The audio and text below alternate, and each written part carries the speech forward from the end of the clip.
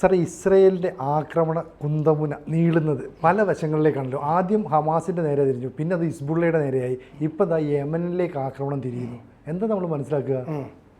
യമനിലേക്കുള്ള ആക്രമണം വളരെ ഗൗരവമുള്ളതാണ്. കാരണം എന്താണെന്ന് വെച്ചാൽ ഒക്ടോബർ മുതൽ ഹൂത്തികളെ ഇറാൻ പ്രോത്സാഹിപ്പിക്കുകയും പരിശീലിപ്പിക്കുകയും ചെയ്യുന്നതാണ്. ആയുധങ്ങൾ കൊടുക്കുന്നതൊക്കെ ഇറാനാണ്. അപ്പോൾ ഇറാൻ ചുറ്റും ഈ വളർത്തിക്കൊണ്ടിരിക്കുന്ന ഈ ഭീകരന്മാരുണ്ടല്ലോ, അതുങ്ങളെയൊക്കെ നശിപ്പിക്കുക എന്നുള്ളതാണ് ഉദ്ദേശം. എന്തായാലും ഹമാസിന് ഈ ഹിസ്ബുള്ളയും ഹൂത്തികളെക്കാൾ കൂടുതൽ പണം കൊടുത്തിരുന്നു, ആയുധങ്ങളും കൊടുത്തിരുന്നു ഇറാൻ. അമേരിക്കയൊക്കെ പറയുന്ന കണക്കനുസരിച്ചിട്ട് നമ്മുടെ കറൻസിയിൽ വർഷം 3000 കോടി രൂപ ഹമാസിന് ഇറാൻ കൊടുത്തുകൊണ്ടിരുന്നു. ഈ ഹമാസ് എന്നൊക്കെ പറഞ്ഞാൽ സുന്നികളാണ്, ഇറാൻ ഷിയകളുമാണ്. ഈ സുന്നികൾ ചത്തോട്ടെ എന്ന് വിചാരിച്ചിട്ട് ചെയ്തുകൊണ്ടിരുന്നതാണോ എന്ന് അറിയാൻ വയ്യ. എന്ന് പറഞ്ഞ പോലെ ഈ രണ്ടെണ്ണത്തിൽ ഇപ്പോൾ ഹമാസ് ഒരുമാതിരിയായി, ഹിസ്ബുല്ലയ്ക്ക് ഇപ്പം നേതാക്കളില്ലാത്ത വണ്ണം ആക്രമിച്ച് ശരിപ്പെടുത്തി കളഞ്ഞു. ഇപ്പോൾ ഈ ഹസൻ നസ്രള്ള ആയിരുന്നു സത്യത്തിൽ ഹൂത്തികളുടെ ഗുരു. അദ്ദേഹമാണ് ഈ ട്രെയിൻ ചെയ്തതൊക്കെ, ഹൂത്തികളെ ആയുധം കൊടുത്തതൊക്കെ. അപ്പോൾ ഒരു ഗുരു മരിച്ചതിൻ്റെ ഒരു സങ്കടം കാരണം അവരെന്താ കഴിഞ്ഞ ദിവസം ചെയ്തത്, നെതന്യാഹു അമേരിക്കയിൽ നിന്ന് ഈ ഐക്യരാഷ്ട്ര അസംബ്ലിയിലെ പ്രസംഗം കഴിഞ്ഞ് തിരിച്ച് ബെൻഗൂറിയൻ എയർപോർട്ടിൽ ടെൽ അവീവിൽ ഇറങ്ങുമ്പോൾ ഒരു മിസൈൽ അയച്ചു അവർ, surface to surface ballistic missile. Ballistic missile എന്നൊക്കെ പറയുമ്പോൾ വലിയ സംഭവമാണ്, അവിടുന്ന് അയക്കുന്നതാണത്. അപ്പോൾ ഇയാൾ ഇറങ്ങുമ്പോൾ ഇയാളെ കൊല്ലാൻ വേണ്ടിയിട്ട് ചെയ്തതാണ്. അപ്പോൾ അതൊന്നും നെതന്യാഹു പൊറുക്കുന്ന പ്രശ്നമില്ല. ഒരു മിസൈൽ അയച്ചു കഴിഞ്ഞാൽ തിരിച്ച് ആക്രമിച്ചിരിക്കും എന്നുള്ളത് ഇവരുടെ ഒരു സിദ്ധാന്തമുണ്ട്, ദഹിയ സിദ്ധാന്തം എന്ന് പറയും. അത് നമുക്ക് പിന്നെ ചർച്ച ചെയ്യാവുന്നൊരു വിഷയമാണ്. അതനുസരിച്ചിട്ട് അത് ചെയ്തിരിക്കും, പ്രതികാരം ചെയ്തിരിക്കും. നമ്മൾ പലപ്പോഴും കാണിക്കുന്ന പോലത്തെ സഹിഷ്ണുതയുടെ പ്രശ്നമൊന്നുമില്ല. അപ്പോൾ ഇന്നലെ എന്തു ചെയ്തു? ഇന്നലെ അതിന് പകരമായിട്ട് ഇസ്രയേൽ ഈ തുറമുഖം റാസ് ഇസ, ഹൊദ്യേദ 2 സ്ഥലങ്ങളിൽ ആക്രമണം നടത്തി. അപ്പോൾ എന്താ ചെയ്തതെന്ന് വെച്ചാൽ പവർ പ്ലാന്റുകൾ, ഊർജ പ്ലാന്റുകൾ മുഴുവൻ നശിപ്പിച്ചു. പിന്നെ തുറമുഖ സൗകര്യങ്ങളുണ്ടല്ലോ, അതുമായി ബന്ധപ്പെട്ട അനുബന്ധ സൗകര്യങ്ങളൊക്കെ നശിപ്പിച്ചു കളഞ്ഞു. അപ്പോൾ ഇത് ഒദൈദ എന്നൊക്കെ പറയുന്നത് ഈ പെട്രോളിയം ഉൽപ്പന്നങ്ങൾ പുറത്തേക്ക് കയറ്റി കൊണ്ടുപോകുന്ന കപ്പലുകൾ എടുക്കുന്ന തുറമുഖമാണത്. അപ്പോൾ അതുമായി ബന്ധപ്പെട്ട ആളുകൾ പറയുന്നത് ഈ പെട്രോളിയം ഉൽപ്പന്നങ്ങളൊക്കെ അവിടെ നിന്ന് മാറ്റിയിരുന്നു എന്ന് പറഞ്ഞാൽ ആക്രമണം പ്രതീക്ഷിച്ചിരുന്നു എന്നർത്ഥം. ഇസ്രയേലാണല്ലോ ആക്രമിക്കുന്നുള്ളത് ഉറപ്പാണ്. ഒക്ടോബർ മുതൽ അപ്പോൾ 4 പേര് കൊല്ലപ്പെട്ടു. ഇന്നലെ 33 പേർക്ക് പരിക്ക് പറ്റിയിട്ടുണ്ട്. ഒക്ടോബർ മുതൽ ഹൂത്തി ആക്രമണം നടക്കുന്നുണ്ട്. അപ്പോൾ ഈ ഇന്നലത്തെ ഈ ഓപ്പറേഷനിൽ ഡസൻ കണക്കിന് വിമാനങ്ങൾ എന്നാണ് ഇസ്രയേൽ പറഞ്ഞിരിക്കുന്നത്. പിന്നെ ഫൈറ്റർ ജെറ്റുകൾ ഒക്കെ പങ്കെടുത്തിരുന്നു. മരിച്ച 4 പേരിൽ ഒരാൾ തുറമുഖ തൊഴിലാളി, 3 പേര് ഇലക്ട്രിക് എൻജിനീയേഴ്സാണ് കൊല്ലപ്പെട്ടവർ. പിന്നെ സ്പൈ പ്ലെയിൻസ്, റെക്കനൈസൻസ്, അതായത് ശത്രു സ്ഥലങ്ങളിൽ നിരീക്ഷണ വിമാനങ്ങൾ, അത് മിലിറ്ററി യൂസിനുള്ള ടാർഗറ്റ്സ് ഉണ്ടല്ലോ, പട്ടാള ടാർഗറ്റുകളാണ്. ഇതും പട്ടാളത്തിന്, അതായത് ഒരു തുറമുഖം എന്ന് പറഞ്ഞാൽ പട്ടാളം കൂടി ഉപയോഗിക്കുന്ന സ്ഥലമാണല്ലോ. ഹൂത്തികൾ അവിടുന്ന് എണ്ണ അയക്കുന്നുണ്ട്. പക്ഷെ ഒരു കപ്പൽ ഒക്കെ പോകണമെന്നുണ്ടെങ്കിലും ഒക്കെ ഈ ശത്രുക്കളെ ആക്രമിക്കാനുള്ള ടാർഗറ്റുമായി വരുന്ന സ്ഥലങ്ങളാണ്. അതുകൊണ്ട് മിലിറ്ററി ടാർഗറ്റ് എന്നുള്ള നിലയ്ക്കും കൂടിയാണ് ഈ തുറമുഖം ആക്രമിച്ചതെന്ന് ഇസ്രയേൽ പറയുന്നുണ്ട്. ഈ 2ാമത്തെ തവണയാണ് ഹൂത്തികൾക്ക് നേരെ ഭീകരമായൊരു ആക്രമണം ഇസ്രയേൽ നടത്തുന്നത്. ആദ്യം ജൂലൈയിൽ, അന്ന് ഒരു ഡ്രോൺ ടെൽ അവീവിൽ ബോംബിട്ടു ഹൂത്തികൾ ആക്രമിച്ചിട്ട്. ഒരു അപ്പാർട്ട്മെൻറ്റിൻ്റെ ഉള്ളിലുള്ള ഒരാൾ കൊല്ലപ്പെട്ടു അതിൻ്റെ അകത്ത്. എന്നിട്ട് ഈ അടിസ്ഥാന സൗകര്യങ്ങൾ തകർക്കുക എന്നുള്ള ഈ ദഹിയ സിദ്ധാന്തമാണ് ഹമാസിൻ്റെ നേരെ ആദ്യം പ്രയോഗിച്ചത് ഗാസയിൽ, ഇപ്പോൾ ഇവിടെയും ചെയ്തത്. എന്ന് പറഞ്ഞാൽ ജനങ്ങൾക്ക് കൂടി ഉപകാരപ്രദമായ സൗകര്യ ഉള്ള സ്ഥലങ്ങൾ ആക്രമിച്ച് കളയുക. അപ്പോൾ ഈ ജനം തന്നെ ഈ ഭീകരന്മാർക്ക് ശത്രുക്കളായിക്കോളും എന്നുള്ളതാണ് അതിൻ്റെ കാഴ്ചപ്പാട്. അപ്പോൾ ഈ തുറമുഖങ്ങൾ ഈ മനുഷ്യാവകാശ സഹായങ്ങൾ പല രാജ്യങ്ങളും സഹായിച്ചിട്ടാണ് ഈ യമൻ നിലനിന്ന് പോകുന്നത്. സാമ്പത്തിക നിലയൊക്കെ വലിയ കഷ്ടത്തിലാണ്, ദാരിദ്ര്യമാണ്. അപ്പോൾ മനുഷ്യാവകാശ സഹായങ്ങളൊക്കെ വരുന്നത് ഈ തുറമുഖമൊക്കെ വഴിയാണ് പല രാജ്യങ്ങളും അയക്കുന്നത്. ഭക്ഷണം അതൊക്കെ നങ്കൂരമിടുന്നത് കപ്പലുകൾ ഇവിടെയാണ്. ആ സ്ഥലമാണ് ഇപ്പം നശിപ്പിച്ചിരിക്കുന്നത്. എന്ന് പറഞ്ഞാൽ ഒരു സപ്ലൈ ചെയിൻ്റെ ഭാഗമാണെന്ന് കരുതാം നശിപ്പിച്ചിരിക്കുന്നത്, അവരുടെ പ്രധാനപ്പെട്ട. അപ്പം ഇനി ഭക്ഷണം വരുന്നതൊന്നും ഈ തുറമുഖം വഴിയൊന്നും സാധ്യതയില്ല.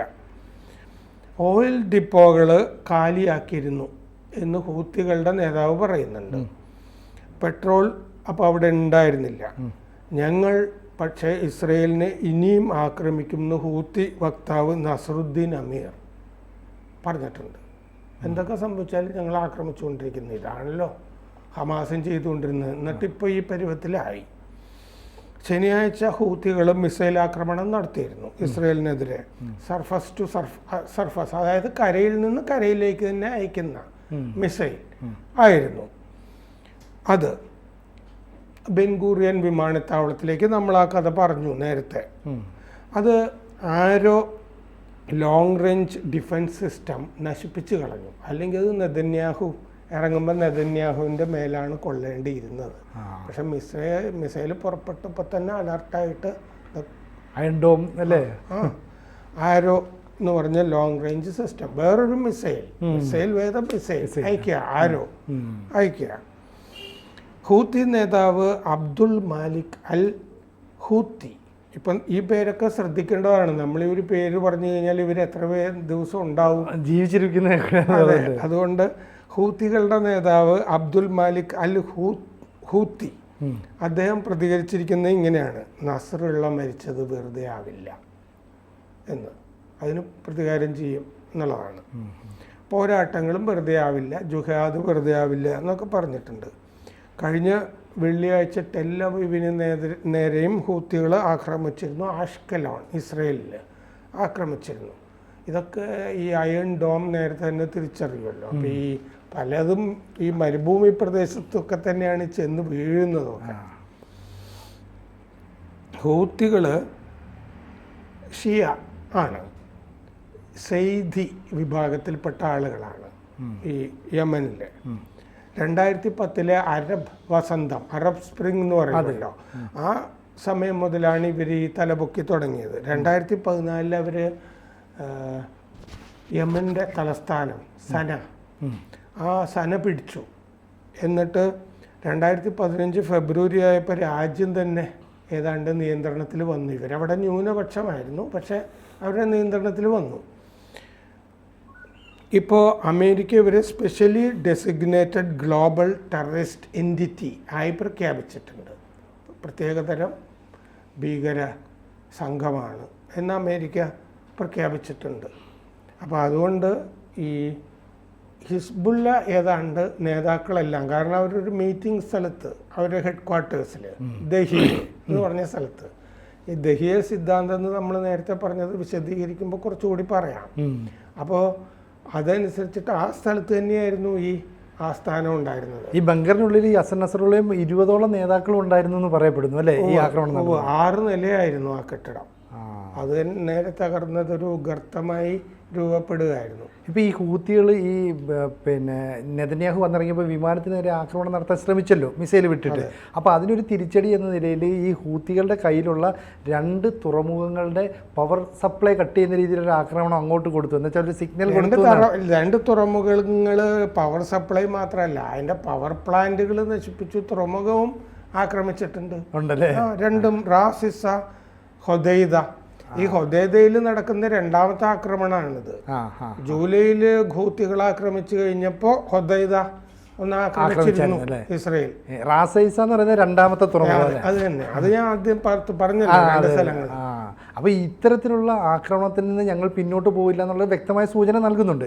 അപ്പോൾ ഈ ഇസ്രയേൽ സേന ഇപ്പോൾ അവരുടെ ഈ ആർമി ഉണ്ടല്ലോ, അതായത് കരസേന എന്ന് നമ്മൾ പറയുന്നത്, അവർ കൃത്യമായി ഈ ലെബനന്റെ പരിസരത്തേക്ക് നീങ്ങുന്നുണ്ട്. അതെ, അതുപോലെ തന്നെ ടാങ്കുകളും ഈ പരിസരത്തേക്ക് നീങ്ങുന്നുണ്ട്.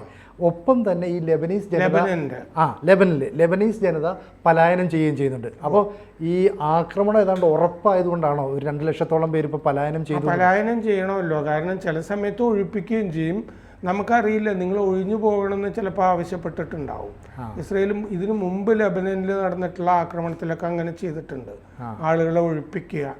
കാരണം എന്താന്ന് പറഞ്ഞാൽ ഇവർ ഈ ജനവാസ കേന്ദ്രങ്ങളൊക്കെ ആക്രമിക്കും ഇസ്രയേല്. അത് നോട്ടമൊന്നുമില്ലല്ലേ? ആ നോട്ടമൊന്നുമില്ല. കുറച്ച് കഴിയുമ്പോൾ അത് ഈ ശത്രുവിനെ സമ്മർദ്ദത്തിലാക്കാൻ വേണ്ടി ചെയ്യുന്നതാണ്.